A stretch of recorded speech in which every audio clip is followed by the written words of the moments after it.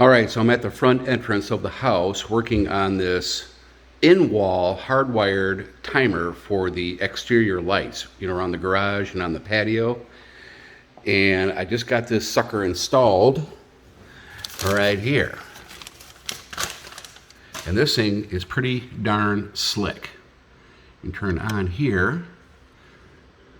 It turns the lights on out there. You turn it off here. And it shuts it off. And what I have it set for is sunset on 7 days a week, certain time, and sunset off, all 7 days of the week.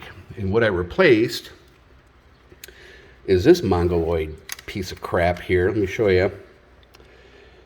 This thing was a pain in the ass to program. These new ones are so much better. This had 3 wires. The new one has 4 wires. The hard wiring wasn't too bad at all. This one doesn't even have a damn neutral.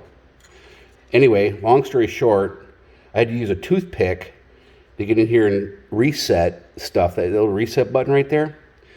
And it may have done daylight savings time. It may have done all this thing, no battery backup. But this one is about as stupid proof as you can get it. It has a battery, so when I cut power, it doesn't lose the time, and it adjusts for daylight savings time. Let me turn it on here so you can see the screen. And good to go. This is my dimmer for the light right up here. I like that. But yeah, really sexy. I'm so glad I spent the money and got a decent timer. So it's pretty much foolproof, and you can use this to turn it on and off too, which is really cool. Yep, it works. You just cover this up and you're done. Pretty cool. This is a My Smart Touch programmable deal I got on Walmart, and I will leave a link below for you guys. All right, later.